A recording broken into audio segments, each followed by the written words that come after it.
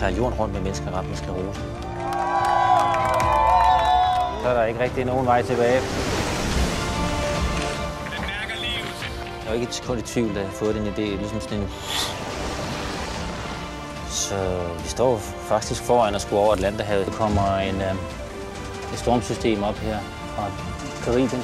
Kom nu, vi skal have den her til at køre mindst 7 knuder. Der må aldrig stå mindre end 7 der. Der er foruden mig 2 andre professionelle sejlere, og så er der derudover 5 såkaldt sklerosebesætningsmedlemmer. På vej over Atlanterhavet, altså selve tanken, eller sætningen lyder for mig stadigvæk lidt absurd.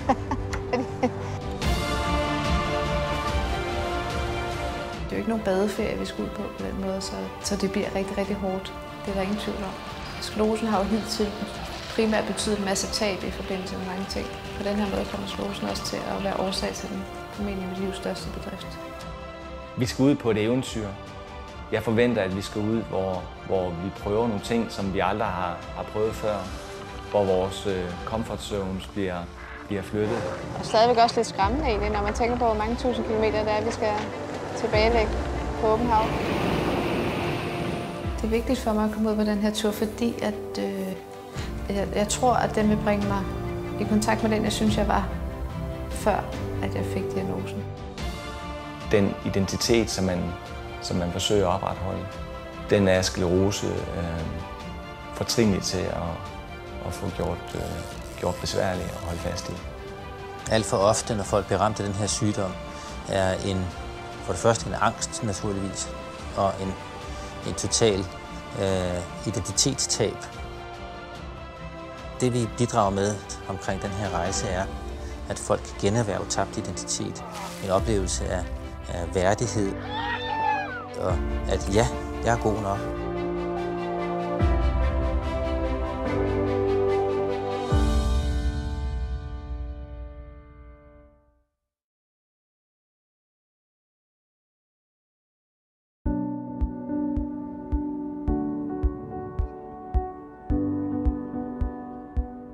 Noget, der jo er meget opbyggende for de her mennesker med sklerose, som er med i det her projekt, er, at det, vi bevæger os ud på her nu, det er noget, som mennesker, sunde og raske mennesker, ville se som en meget, meget stor udfordring. Det bliver knaldhårdt. Det bliver nogle prøvelser på at være så mange mennesker ombord på en båd i så lang tid, midt ude på et hav, hvor selvom vi har radiokommunikationsudstyr og kan tale med land, så er der altså ikke nogen lige i nærheden, der kan hjælpe os. Den klaustrofobi, det kan give os, og også angst, det kan fremprovokere hos nogen. Jeg har sejlet hele mit liv, og de fleste sejlere, de kommer aldrig uden for de danske farvande. Og de fleste ville også betænke sig på at tage over Atlanterhavet.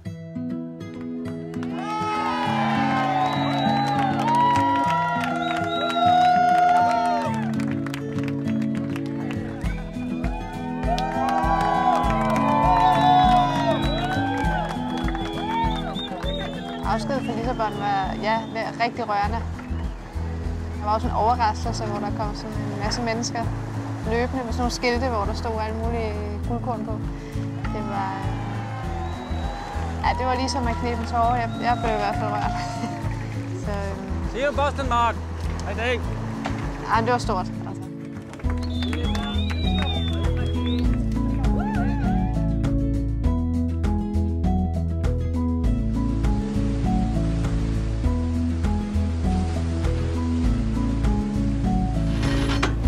Jeg leave it out. Yeah, careful.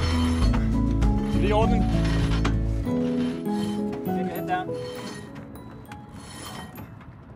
Den skal man altså ikke forsøge at stoppe.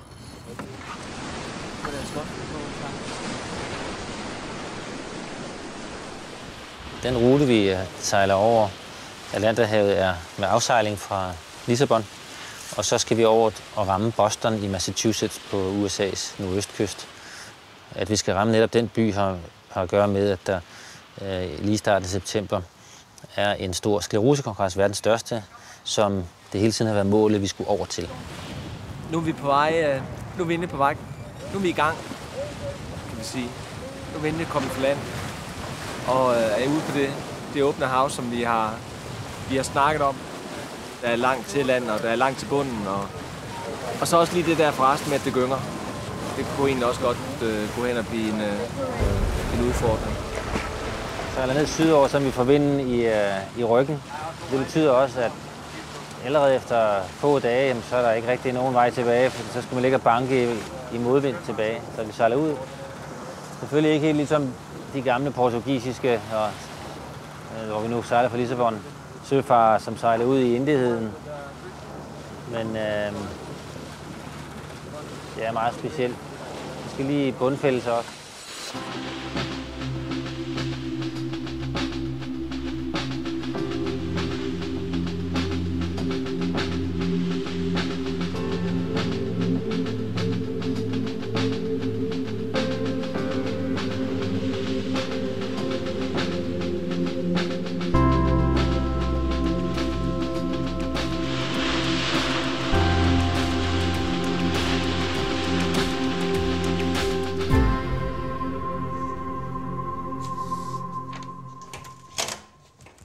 Jeg hedder Mikkel Antonissen. Jeg er læge og arbejder inde på Rigshospitalets skleroseklinik med mennesker ramt af sklerose. Den måde, man forstår sklerose i dag, så er det en sygdom i immunsystemet, hvor immunsystemet begynder at angribe kroppens i øvrigt raske celler ud fra en eller anden form for fejlkodning, som man ikke helt kender årsagen til, men som muligvis sandsynligvis er affødt af nogle andre typer infektioner, som individet har haft tidligere i et samspil med nogle andre miljømæssige faktorer og den genetiske herkomst, den enkelte har.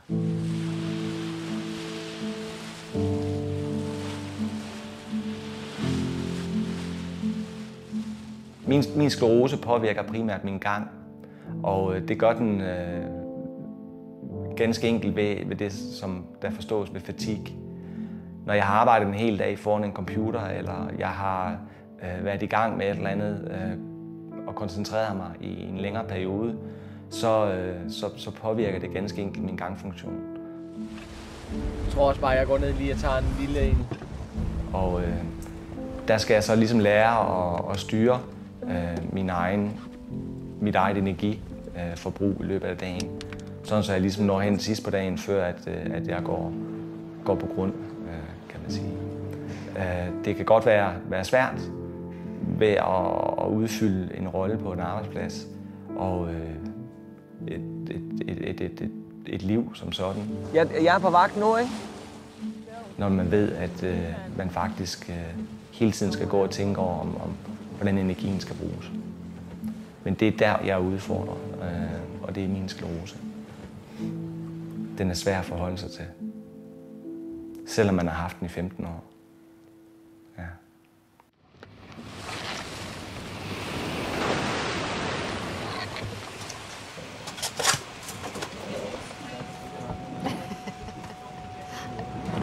Det der med at stege bacon i bare mave, det var ikke noget helt. Min bror siger, at hver godt måltid starter med et løg. Nej, det er ikke helt løgn. De sviger i øjnene i dit øje, det kan bare stå og hakke dem. Jeg fik diagnosen sklerose i 2002 eller 2003. Jeg fik et stort attack, hvor jeg havde føleforstyrrelser over hele kroppen. Jeg kunne ikke mærke noget med mine hænder, og det føltes som om, jeg havde sådan et korset på, der var alt for stramt. Når jeg bad, så føltes det som om, at det var knive, der kom ud af bruseren. Det var rigtig, rigtig ondt. Og mine fødder, jeg kunne ikke mærke min fodstilling, så føltes det som om, jeg gik på en sky. Og jeg kunne ikke sådan få fat i noget med hænderne. Det var svært at mærke. Så skal den rundt om der først. Og der. Ja, så skal de have lidt mere. Okay, så vi laver den der, og så rundt om her. Ja. Og så træet. Nej, du skal lige ned i søen, eller op ad søen først. Sådan der. Det, man også gerne må forstå omkring sklerose, er, at det er meget individuelt. Det er en sygdom, hvor man ikke kan sige, at to har det samme forløb. Den kommer i nogle såkaldte attacks. Det vil sige, at i løbet af timer til dage kan der udvikles symptomer i form af føleforstyrrelser, nedsat kræft, balanceforstyrrelser, synsforstyrrelser, mental udtrætning, måske endda noget depression, alt hvad man kan forestille sig, som er relateret til centralnervesystemet.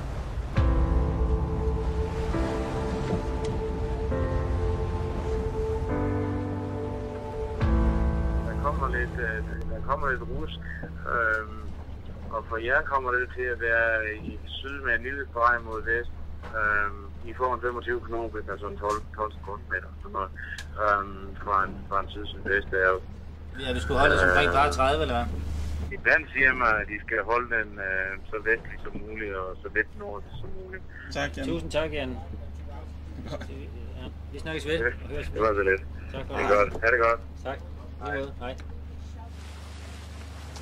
All right, everybody, we've gathered up here now because we have got some weather information. It seems now that we'll get some hard winds, slightly gale-like winds, up to 25, maybe 30 knots of wind.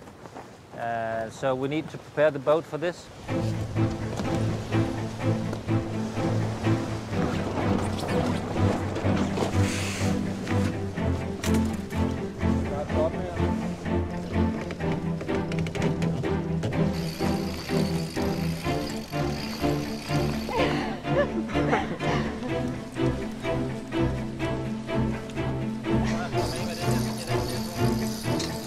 Det eneste fornuftige at gøre, hvis man skal over Atlanterhavet, vil jeg sige, det er at tage en flyvemaskine. Det her det er ikke en walk in the park. Det er vind og vejr, er vi aldrig herover. Vi sejler over Atlanterhavet i hurricane season. Der kommer store tropiske lavtryk, som bevæger sig op fra det Karibiske hav og op over Nordatlanten. Så kan vi ryge ind i stormvejr med vindstyrker helt op til på omkring en 40-50 meter i sekundet, hvilket altså er 150 km i timen og mere. Der er en masse strømforhold, som kan ligge og drille, så vi ikke kan komme frem, selvom vi egentlig gør fremdrift gennem vandet. Vi kan have modvind, så vi skal ligge og krydse op mod vinden. Og vi har diesel ombord, ja, men vi har ikke diesel nok til, vi kan sejle over et så stort hav. Der er store forsyninger med mad og vand. Det eneste vand, der har interesse her på jordkloden, når du ligger derude, det er det vand, du har i din båd. Altså ferskvand.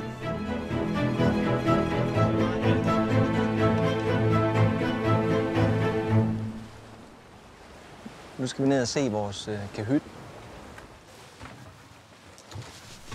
Det er så herinde, det foregår. For det fungerer på den måde, at vi hver har 2 kasser med vores rene tøj og beskidte tøj.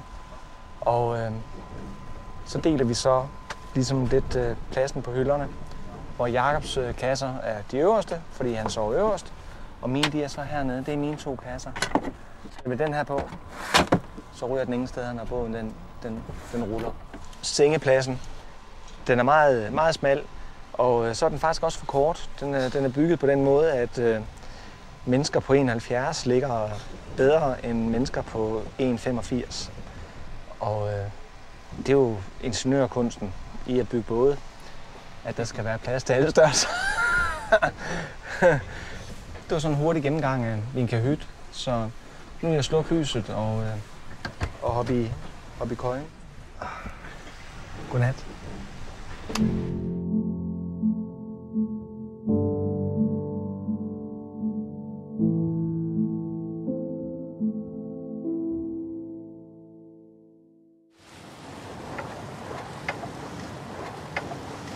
Jamen, de seneste par dage har jo næsten været sådan ren hygge. Vejret har været helt fantastisk, og vi har solbadet lidt på dækket, og i dag så synes vi også, vi trække til et bad. Gik Mikkel altså i gang med en spand vand, og så fik vi alle sammen badet på dækket i saltvand. Så det var rigtig sjovt faktisk. Dejligt at kunne få et bad.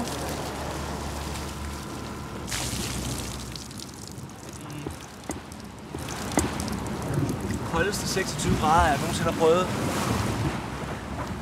Det er faktisk meget rart. Jeg synes, vi er kommet rigtig godt afsted med roligt vejr indtil videre. Så sklerosebesætningen har også haft god tid til at komme ind i rutinerne ombord og lade op til de udfordringer, der måtte vente forude.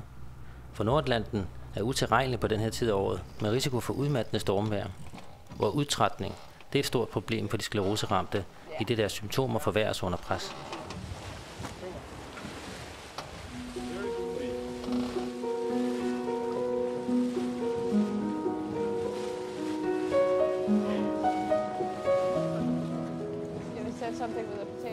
Jeg fik diagnosen i 2002 eller 2003. Jeg gik på universitetet ude på RUC. Da jeg fik diagnosen, der var det faktisk umiddelbart lige før jeg skulle op til eksamen. Så jeg fik faktisk en sygemelding, men valgte at gå op alligevel. Det gik så ikke helt så godt som men det gik fint nok. Men altså, jeg havde slet ikke det samme energiniveau, som jeg havde haft før.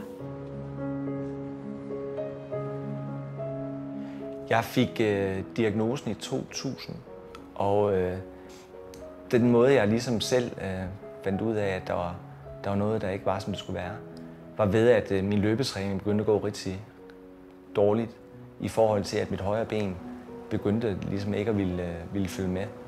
Og jeg gik til min praktiserende læge og bad ham om at Wow, så kom der bølger. Finde ud af, hvad det kunne være, og vi blev enige om, eller efter en snak omkring løbeskader og overbelastning, blev vi enige om, at vi måske skulle tage et sigte mod en neurolog. Og ganske kort tid efter det var jeg indkaldt til scanning og diverse prøver, og fik derefter diagnosen. Det var faktisk min identitet at være studerende og have fuld fart på, altid i gang i noget. Jeg var stolt af, at jeg gik på universitetet, og jeg troede, jeg kunne fortsætte egentlig, som jeg hele tiden havde, men det kunne jeg ikke. Så jeg valgte at skifte spor og så begynde på bibliotekaruddannelsen. Det kunne jeg så heller ikke. Altså, da jeg valgte at stoppe på bibliotekaruddannelsen, der var det sådan, at jeg kunne ikke engang nå med bussen derud, inden jeg sad og sov. Så kunne jeg komme op i klasselokalet, og så sad jeg og sov igen, fordi jeg simpelthen var så træt. Og jeg blev ved med at få attacker hele tiden, fordi jeg var så presset hele tiden. Så på et tidspunkt var jeg nødt til at tage en beslutning, om det sådan sat på spidsen, om det skulle være mit helbred eller min uddannelse. Så valgte jeg selvfølgelig mit helbred.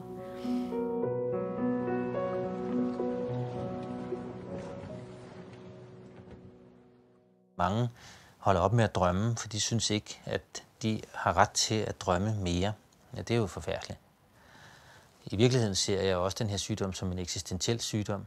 De her mennesker er virkelig ramt heroppe i hovedet af et vilkår, som vi alle sammen er ramt af, at vi ikke ved, hvad i morgendagen bringer, eller hvad der sker med vores kære, og hvordan det egentlig skal gå. For mig der er det værste ved sklerose den usikkerhed, der ligger i sygdommen.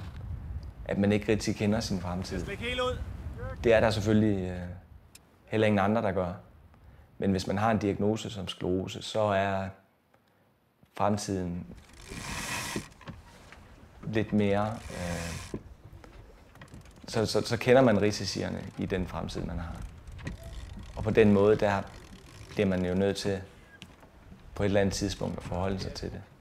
Og det er afskrækkende.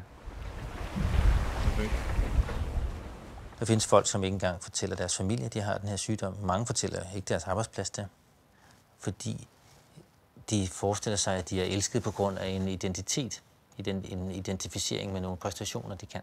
Nogle af de ting, som jeg så gerne vil med projektet Oceans of Hope, altså Sailing Sclerosis, det er at skabe en organisation, et rum, hvor folk så kan udleve nogle af de her potentialer, de har. Afprøve deres grænser for, hvad deres muligheder rent faktisk er. I et fællesskab, i det her tilfælde på et ret veldefineret område ombord på en båd, med et ret veldefineret mål rundt om jorden. It's very emotional, I did it.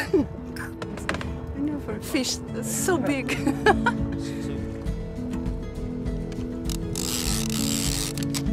Og så Jens, dreng på S til at vise, hvordan man fanger fiske ude på Lamberhavet. En af de større, det der. Det kan være hvad som helst. Men jeg er sådan helt sikker på, at det er, at Venstre hånd er træt. Se,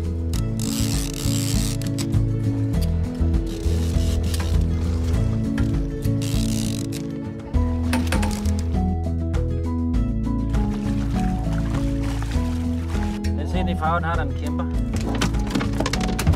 Jeg slipper i den her krog. Ja. Er den god at holde på mine knopper der, fordi... Ja, det er den. Hvis du vil kysse den med kærlighed, så vil du gerne, men hvis det er for... Du må ikke lave sjov med den.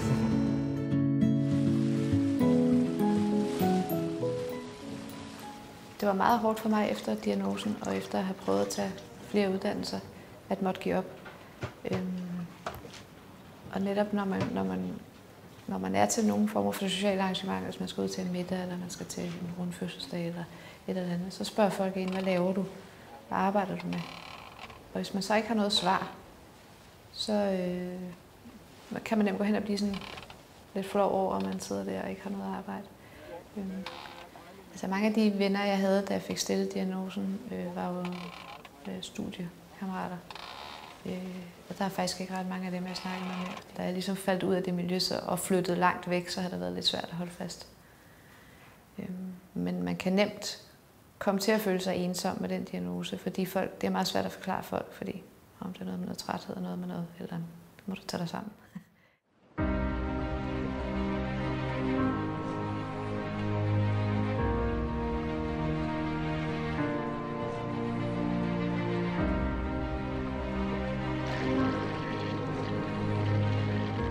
Det fine er, at de er fantastiske. Det er sådan nogle små torpedoer, der bare skyder igennem vandet. Og man bliver glad af at se dem. Jeg kan ikke rigtig finde ud af, om de er nysgerrige, når de kommer hen.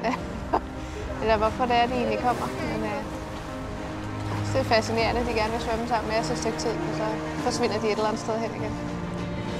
Det er over det hele, jo. Så er det...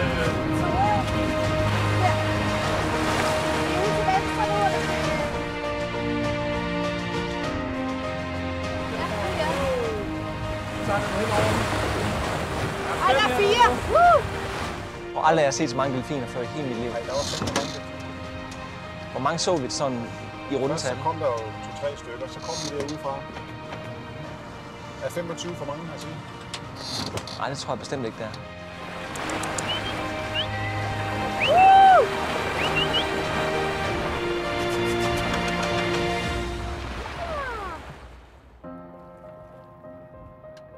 Jeg fik diagnosen, da jeg stadigvæk var på universitetet som 25-årig. Så jeg har faktisk haft sklerose med mig helt siden min studietid og igennem mit arbejdsliv.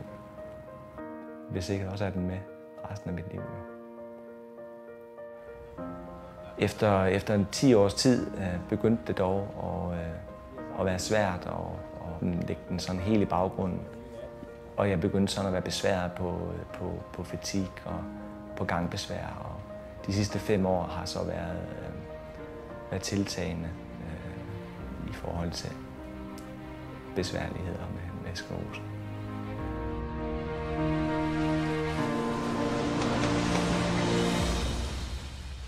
Vi har i de sidste par dage holdt en workshop kl. 3 om eftermiddagen, hvor vi har diskuteret, hvordan vi kan bære projektet videre og finde ind til kernerne af projektet. Det, som vi har syntes har været kernerne af projektet. Og det har været sådan meget helt sådan, hvad kom der lige ud af vores hoveder. For modstanden i forhold til sklerose til at hænge sammen med et eller andet liv, der er værdifuldt og stadigvæk givende. Både for en selv, men også for ens familie og omgivelser. Det var derfor, jeg skrev det, som jeg skrev, som min one-liner. Det har så udmøntet sig i nogle ord og sætninger, som vi synes har været vigtige for projektet. Dem har vi så hængt op rundt omkring her i messen, og så har vi kunne gå og kigge på dem, og vi har kunne tilføje, hvis man lige synes, man havde noget tilføje til det. And I think this project and this trip actually helps me to gain faith in myself. Jamen jeg er forbavset over, at der er så mange ting, vi deler, og så alligevel ikke, fordi at vi lever meget tæt her, og vi oplever mange af de samme ting. Og jeg tror, at at vi har jo alle sammen på en eller anden måde været igennem de samme stadier, før vi nåede hertil. Sætningen recapture your identity betyder rigtig meget for mig, synes jeg. Fordi jeg egentlig synes, at det er det, jeg gør på den her tur. Og tilbage på den her rejse, synes jeg, at jeg kan identificere mig med mig selv, som jeg var, før jeg fik diagnosen. Jeg har egentlig følt, at diagnosen har taget rigtig meget af min faith in myself. Jeg vil sige det på dansk. Og den kan jeg mærke, at jeg er begyndt at få tilbage. Så der er ingen tvivl om, at den her tur over Atlanten og Oceans of Hope kommer til at række rigtig langt ind i fremtiden.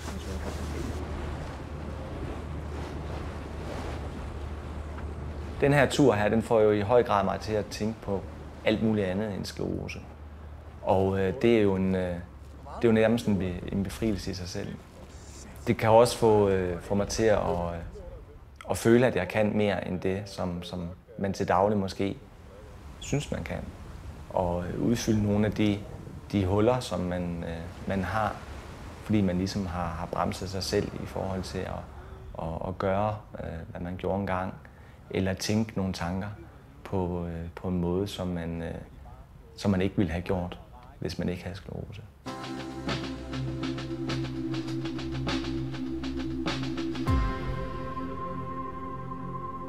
Vi prøver at se, om der er næsten ingen vind, jo. Om vi simpelthen kan få en lille badtur fra svømmeplatformen. Skal vi lige have en lang line ud med et finder i, så man kan hive fat i den, hvis man driver væk. Så er der 4 km vand. 4 km? Ja. Nok til hovedspring og hele muligheden.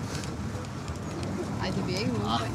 Det tør jeg kraftigt med ikke. Ja, det gør jeg altså. Lige springe ned i hovedet på en vale eller en eller anden. Jeg hellere med og det skide være med en vale, så kan du en hej. Ja, der er det bedre med benene, ikke? Hej, hej. Det var den ting. Jeg var ved at drukne som barn, så det der med at komme ud på vand, hvor jeg ikke kunne se bunden, det har altid fyldt mig med panik. Jeg er midt ude i det hele. Et eller andet sted mellem Madeira og Bermuda. Så jeg tror ikke, vi kommer længere væk fra ret meget i virkeligheden. Jeg synes stadigvæk, det er en skræmmende tanke, at man er en sejlbåd ude midt på Atlanten, og der er flere kilometer dybt, og man ved ikke, hvad der er nede i den båd. Så jeg er ikke sikker på, at jeg hopper i, men det vil være den ultimative sejr over min vandskræk i hvert fald, hvis jeg gør det.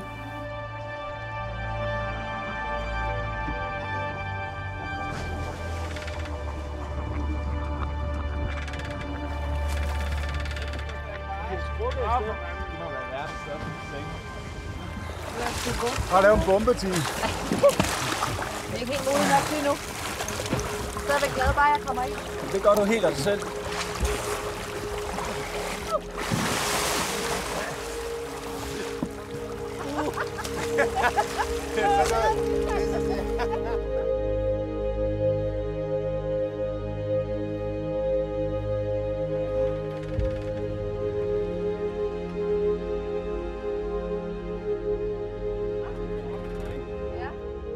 I vil sådan lige panik et øjeblik, når du begynder at tænke på, hvad der er nede under vandet her. Så sådan lige, den skulle jeg lige lukke igen, fordi... Ja, det er det altså.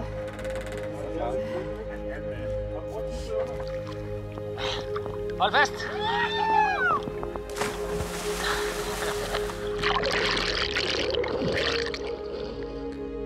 Vi har badet i Atlanterhavet på et sted, der var 5 km dybt. Det var sindssygt grænseoverskridende for mig i hvert fald. Så fedt. Det var super fedt. Det var rigtig sjovt. Det var faktisk en af de ting, jeg har talt om, da vi skulle afsted, at det kunne være rigtig, rigtig sjovt at prøve. Så nu er det prøvet, så... Det skal vi prøve igen. Ja, det skal vi. Vi starter i morgen. Nej. Nu! Skub fra! Ja!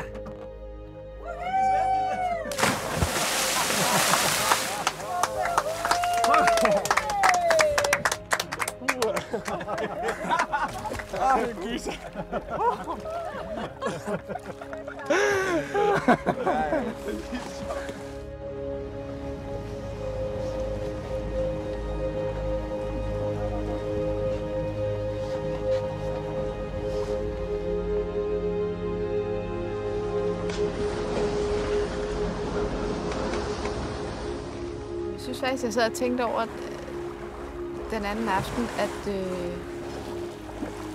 det her projekt på en eller anden måde har betydet, at man tør begynde at drømme igen. Når man får sådan en sygdom som sklerose, så kan man nemt miste troen på, at der er ret meget, at man kan mange ting, og at der er plads til at gøre de ting. Jeg synes faktisk, det her projekt, helt i ånden projektet i virkeligheden, gør, at jeg tillader mig selv at begynde at drømme igen, og jeg synes, der er mange ting, jeg gerne vil nå, og mange ting, jeg gerne vil prøve fremover, faktisk. Som jeg har tænkt mig at gå hjem og prøve, se om jeg kan arbejde målrettet hen imod. Så den håber jeg, at jeg kan holde fast i den tele der, og ligesom bringe videre i mit liv. Det er ikke tilsigtet, at mødet på hospitalet skal få vedkommende til at identificere sig med sygdommen, men det er desværre en sideeffekt eller en negativ bivirkning ved det. Og jeg mener, at det at så være sammen på en anden måde, som vi for eksempel er omkring det her projekt mellem læger og patienter, hvor vi går ud og lever vores liv sammen, ligeværdigt og laver noget aktivt, får os væk fra, får os tilbage i nogle almindelige menneskelige roller, hvor mødet på hospitalet så kan genetableres, men nu i den betydning, det bør have, hvor vi også lige tager os af den slags, af den her del af livet, og integrerer det bagefter i hele den enkeltes liv og mit eget liv. Så man kan sige, at vi sidder inde på Rigshospitalet med jeg med hvid kittel på og slår med mine hammer på folks knæ og får ordnet det, vi skal der. Og så siger vi, tak, skal vi så tage ud og sejle en tur på sundet igen. Det ligger faktisk lige ved siden af. Det tror jeg er sundt.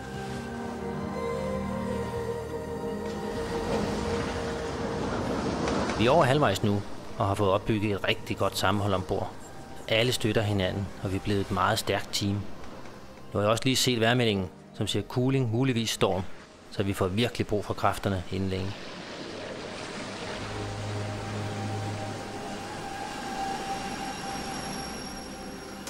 Det, som optager mig rigtig meget lige i øjeblikket, det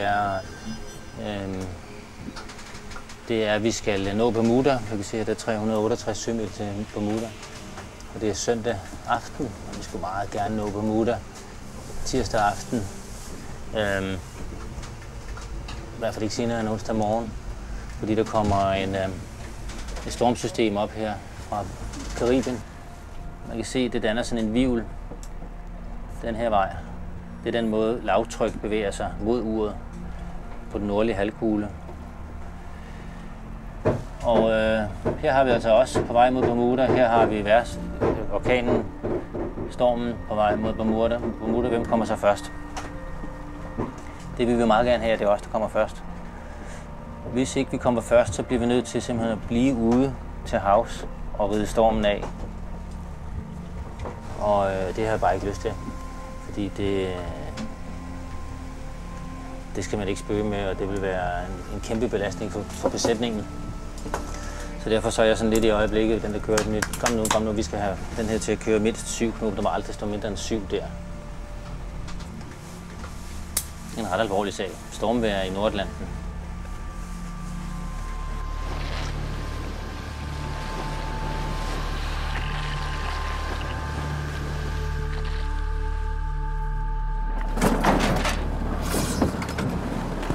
Der skete det, at vores spiler, sådan en asymmetrisk spiler, som vi har fløjet, som det der hedder en Genaker, i sådan en 8-9 sekundmeter, den flækkede.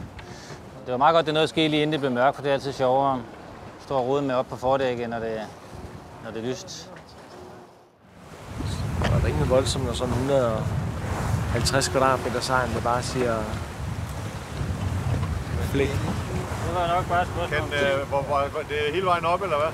Nej, det er på krydsår på plads. Nej, den er svær at... Den får vi aldrig nogensinde til noget.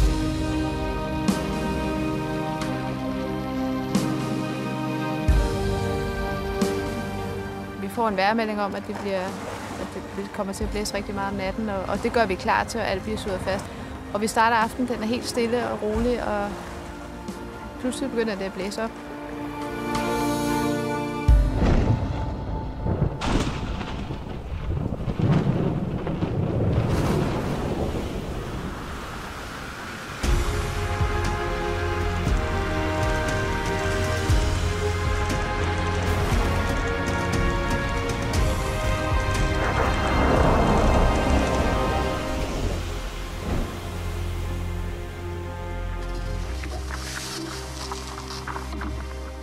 har været virkelig udmattende.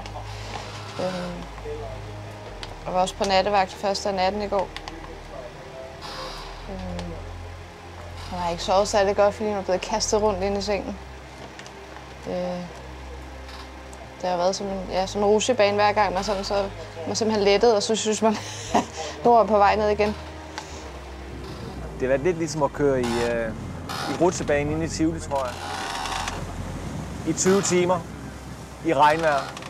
Det har været hårdt på alle måder egentlig. Altså, vi har levet af æbler og råt rugbrød og vand og frysetørret mad til aften. Og der har været vand ind over dækket med 30 cm ad gangen. Det har været sjovt, men det har også taget meget energi.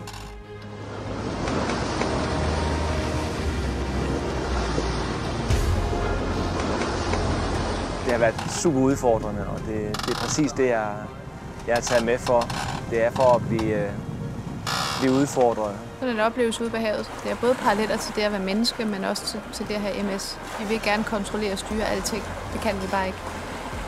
Og vi får et chok hver gang vi finder ud af, at det kan vi ikke.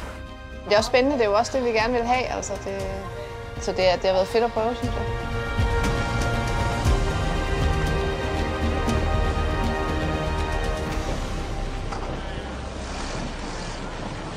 Når man sidder ude på dækket, som i formiddag, så bølgerne de slår ind med den kraft og energi, som der ligger i dem, så det er en meget voldsom oplevelse, og man kan virkelig mærke, at man lever. Og det er altså det, som man kan huske, når man kommer hjem, er jeg helt sikker på. Det er voldsomt. Man mærker livet. Det er vanvittigt fedt.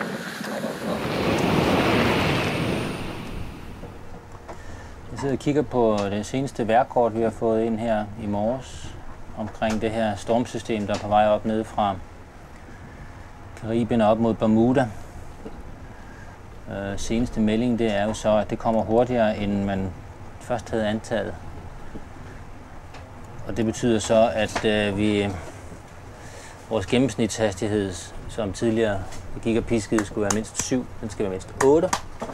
Og vi skal gerne ankomme senest i morgen aften, tirsdag. Lige nu laver vi rigtig god fart. Og det skal vi også. Vi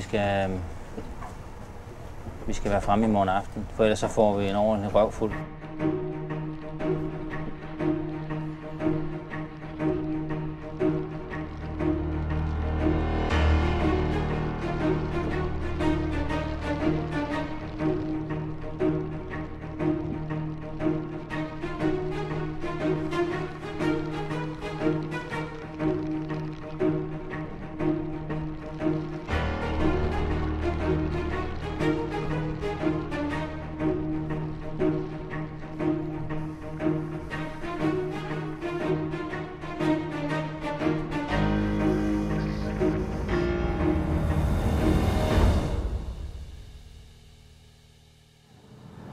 Næsten lige vågnet og sidder her med min morgenmad. Og hører så nu, at vi helt sikkert når til Bermuda. Og vi har jo også sat fuld kraft på alting for at sejle så hurtigt som overhovedet muligt for at undgå den orkan. Så den skulle være god nok nu. Der dufter af land, Bermuda. Yeah! Det er godt bjergesejlende. Bermuda Radio, Bermuda Radio, Bermuda Radio. This is the Danish sailing yacht Oceans of Hope, call sign Oscar Whiskey Bravo Golf.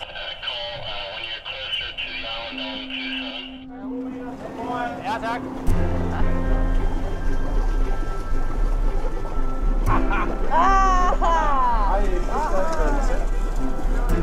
Now we're on Bermuda. Yeah! Woo! And I spotted the first pump. Yeah! Det gynger bare. Der er altså mere stabilt derude på det er den sprøjt der. Okay, jeg vil hellere sejle. Det var rigtig dejligt og en stor oplevelse. Ja, det er helt vildt. Og nu skal vi have en is.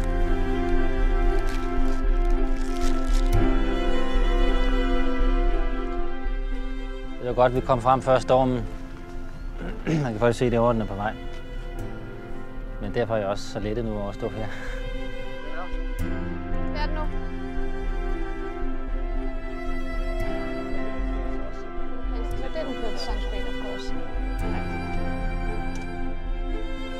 Nu er vi på vej det sidste stræk over Atlanterhavet til USA's østkyst, nærmere betegnet Boston. Vi er blevet inviteret til at være hovedbegivenheden ved åbningsceremonien på verdens største sklerosekongres, der hedder ACTRIMS i Boston, hvilket er fantastisk for vores projekt. Nu ankommer vi til USA. Det land, man kan se i baggrunden, det er Amerika.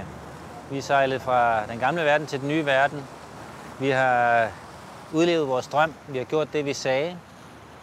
Vi har sejlet over et af verdens største have i en sejlbåd med en besætning bestående af mennesker med sklerose. Og jeg er dybt taknemmelig over, at vi er kommet herover, uden at der er nogen, der er kommet til skade. Den tur her fra Lissabon til Boston har for mig været et kæmpe eventyr og været noget, som jeg har drømt om i lang tid og godt kunne tænke mig at udfordre. Det har også været en tur, hvor jeg har siddet og tænkt på, at jeg håber, der er rigtig mange andre, der vil gøre det samme som mig, og måske tage den drøm, som man har haft, og føre den ud i livet. På en eller anden facon er sklerose en rigtig fej sygdom. Det er den faktisk på alle måder, man kigger på den på. Men den er ikke nødvendigvis en, der sådan skal ændre hele livet for en. Man har lov til at have sine drømme, og man har lov til at udleve drømmene på den måde, man har mulighed for det på. Det synes jeg er en meget, meget vigtig ting, at jeg i hvert fald tager hjem med.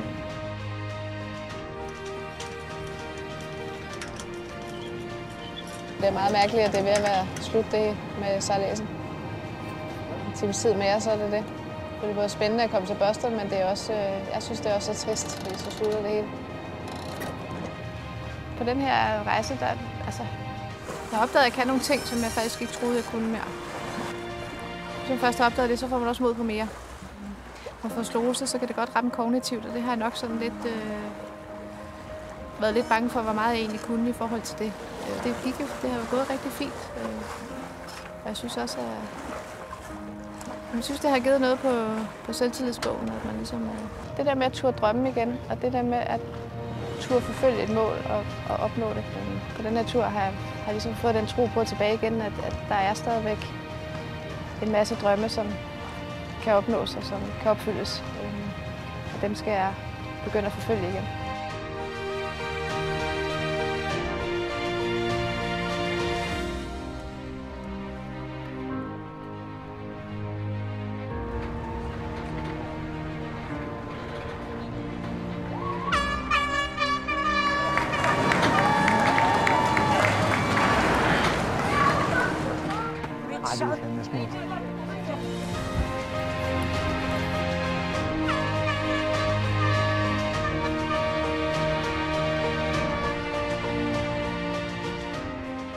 For et år siden var det her kun en idé. For 6 måneder siden fik vi pengene og kunne realisere alle de ting, de planer, som jeg havde bygget op. Fik ansat folk, fik købt en båd, fik gjort den klar. For 3 måneder siden sejlede jeg fra København. Og nu ligger båden her i USA, Boston, Massachusetts.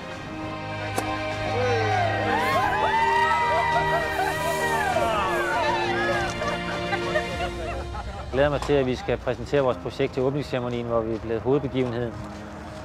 Og jeg er også nervøs, for der sidder 8.300 kolleger og skal høre om det her projekt. Moment, I'd like to call on the captain, Dr. Mikkel Antonissen. Please come up. Thank you very much. And it is a very emotional day today, so you must bear with me. Thank you for this warm welcoming. The Oceans of Hope project from Saving Sclerosis Foundation is about changing the perceptions of MS, as it was told. It has to do with recapturing your identity. A lot of people with MS, they get a loss of identity due to their disabilities. We want to show a way how to empower people where they can take up challenges. I think we're human beings. We want to struggle. We want to apply ourselves. We are wired to struggle, so to speak. has to do with the feeling of being worthy of belonging to a community and not being excommunicated because you're not good enough. Yes, you are good enough. We want to show the world and change the perception from disability to ability. We want to show that there are still possibilities even though you have this disease. We want to take up challenges. We want to belong in communities.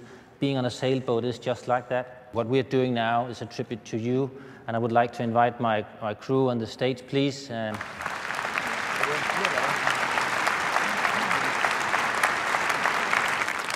You are doing the research. You are trying to find the cure and break the enigma of this feared disease. And while you're doing that, we will insist on keeping on living our lives, and we will sail around the world, and we will be here at the Rose Wharf Marina and during the conference, and we will see you next year in Barcelona. Have a good conference.